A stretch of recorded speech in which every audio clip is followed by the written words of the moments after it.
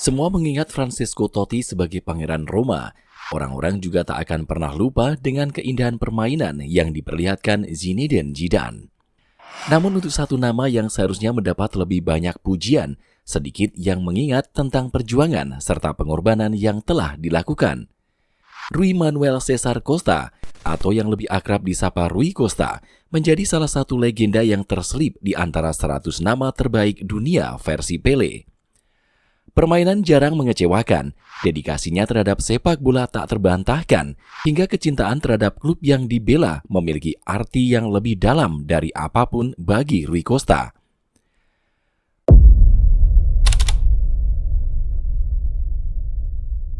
Rui Costa sudah menghirup wangi aroma Benfica sejak pertama kali membuka mata.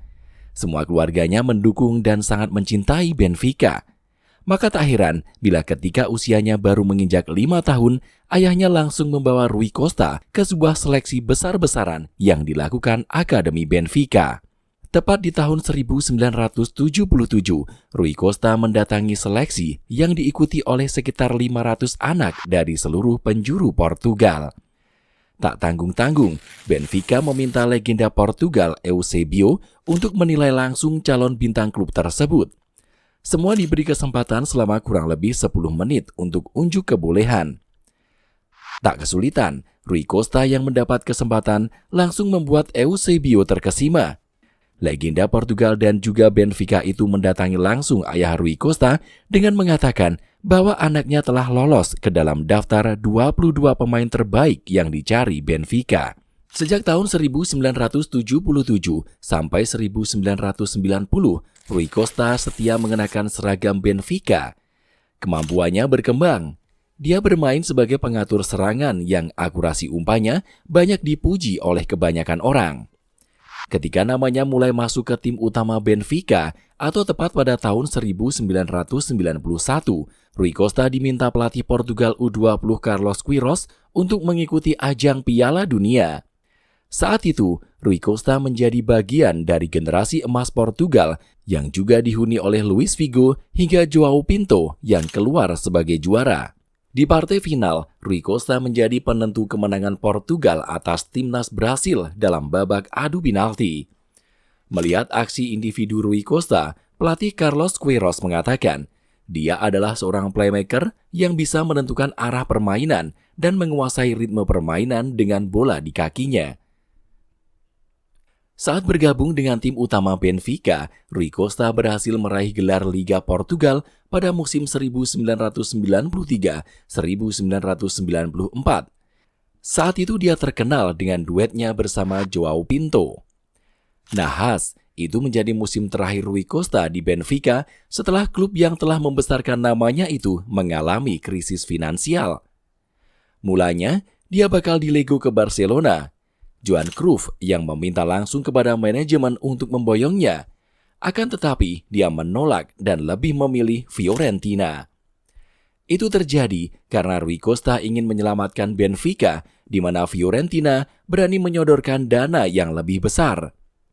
Rui tidak pergi ke Barca karena kecintaannya pada Benfica, kata Manuel Barbosa yang mengurus transfer Rui Costa.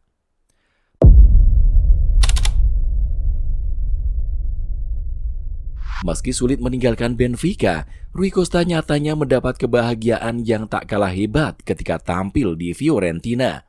Dimulai dari musim 1994-1995, duetnya bersama Gabriel Batistuta ketika itu membuat Fiorentina benar-benar layak diwaspadai. Chemistry yang ditunjukkan antara Rui Costa dan Gabriel Batistuta menjadi salah satu alasan mengapa pada era 90-an Serie A menjadi kompetisi terbaik di dunia. Dengan keahliannya dalam mengatur serangan serta memberi umpan, Rui Costa sangat memudahkan Batistuta untuk mencetak gol sebanyak-banyaknya. Hasil dari magis yang ditunjukkan, Fiorentina berhasil meraih trofi Coppa Italia pada 1995-1996. Perlu diketahui bahwa itu menjadi trofi major pertama La Viola sejak tahun 1975.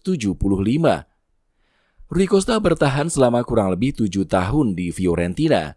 Ketika Batistuta putuskan hengkang ke AS Roma, Rui Costa lantas menjalin kerjasama yang apik dengan Enrico Chiesa. Buah dari umpan-umpannya yang sangat akurat, Fiorentina kembali meraih gelar Coppa Italia pada musim 2000-2001. Sayang seribu sayang, Fiorentina mengalami krisis finansial yang membuat Rui Costa harus rela dijual.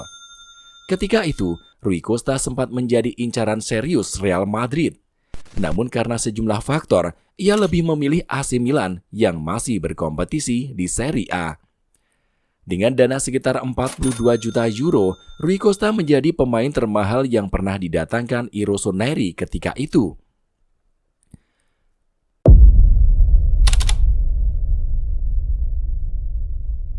Filippo Inzaghi hingga Andriy Shevchenko menjadi nama di Milan yang sangat mengagumi bakat Rui Costa. Bahkan Inzaghi memandang bila Rui Costa masih lebih baik dari Zinedine Zidane. Selain itu, Shevchenko menganggap bila Rui Costa sangat layak mendapatkan penghargaan Ballon d'Or. Pernyataan yang cukup mengejutkan juga hadir ketika legenda George Weah mengaku menyesal karena meninggalkan AC Milan lebih cepat. Sebab ketika melihat Rui Costa bermain, Weah mengungkapkan bila dia akan mencetak lebih banyak gol dengan rekan satu tim seperti pemain asal Portugal tersebut. Di Milan, Rui Costa mendapatkan segalanya. Dia mendapat trofi Liga Champions Eropa pada tahun 2003 setelah berhasil mengalahkan Juventus di partai final. Kehebatannya sebagai playmaker juga membuat nama Rivaldo yang didatangkan AC Milan jadi tidak berguna.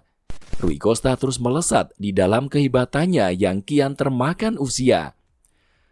Memainkan sekitar 192 pertandingan di AC Milan, Rui Costa juga berhasil mempersembahkan trofi Scudetto pada tahun 2004. Sayangnya, ketika membela Portugal di ajang Piala Eropa tahun 2004, dia gagal meraih gelar juara usai takluk dari keajaiban yang diciptakan Yunani. Setelah itu, masanya di Milan juga mulai tenggelam dengan kehadiran Ricardo Kakak. Ketika ditanya dalam sebuah wawancara, Rui Costa mengaku tidak marah saat tempatnya diambil oleh Kakak. Yang ada, dia mengatakan kepada reporter saat itu, "Mengapa aku harus marah? Di usia sekarang, aku sangat sulit menyaingi Kakak.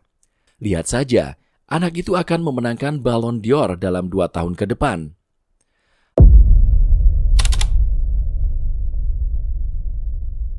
Merasa waktunya sudah habis di Milan, Rui Costa minta dilepas ke Benfica pada tahun 2006.